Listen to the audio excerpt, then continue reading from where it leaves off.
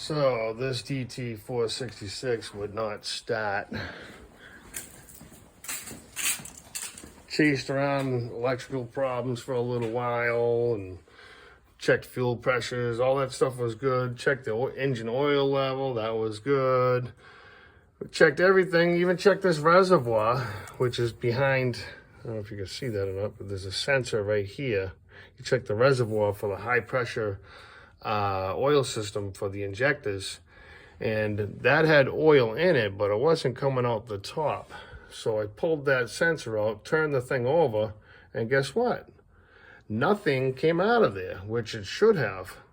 And when you turn these engines over on the gauge, it should read engine oil pressure.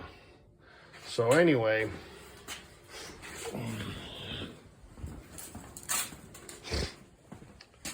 here's the old